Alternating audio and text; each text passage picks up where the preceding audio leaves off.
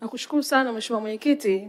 Nasimama kwa kanuni ya 76 kuomba mwongozo wako kwa jambo lililotokea mapema leo bungeni wakati Mheshimiwa Naibu Waziri akijibu swali namba 131 linalohusu ujenzi wa soko wilaya ya Mkalama. Ameliambia bunge lako tukufu ya kwamba hivi sasa maafisa wako site kufanyia kazi swala hili. Ofisi ya mbunge, maafisa wangu wameenda kufuatilia baada ya kuwasiliana nao nikiwa hapa, wameenda kwenye ofisi ya DC, wameenda kwenye ofisi ya mkurugenzi, wameenda kwenye ofisi ya mkuu wa idara na mipango. Taarifa iliyopo ni kwamba afisa wa mwisho alionekana tarehe 9 mwezi wa 9 mwaka 2024.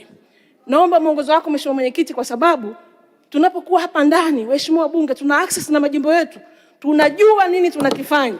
Tunapopewa majibu ambayo hayaridhishi, inatuumiza sana Mheshimiwa Mwenyekiti. Naomba mwongozo wako.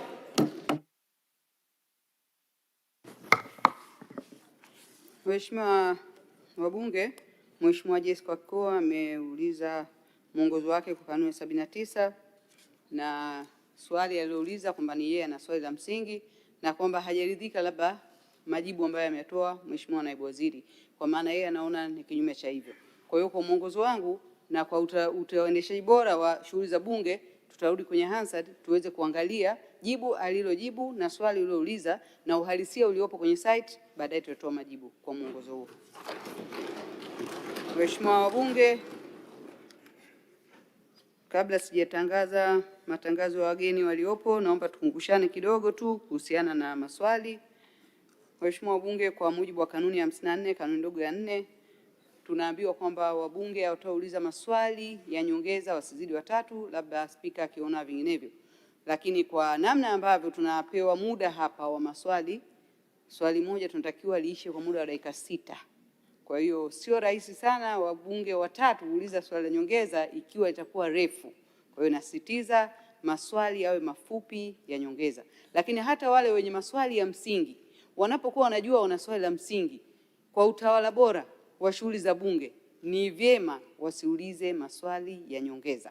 Tayari una swali la msingi na wewe unataka tena swali la nyongeza, unawanyima fursa wenzako ambao wanataka kuuliza maswali ya nyongeza. Kwa hiyo naomba tuendelee kufuata taratibu za kanuni zetu, na pia swali la nyongeza haliruhusiwi kusomwa kwa mujibu wa kanuni ya 54. Kwa hiyo naomba nikumbushe tena Mheshimiwa bunge, tuwe makini katika kuuliza maswali mafupi ili tusiweze kuyasoma. Baada ya maelezo haya mafupi, naamini kabisa tutakwenda vizuri, taratibu tutaelewa na mambo yatakuwa mazuri. Sasa matangazo yaliyopo ni wageni waliopo bungeni asubuhi hii.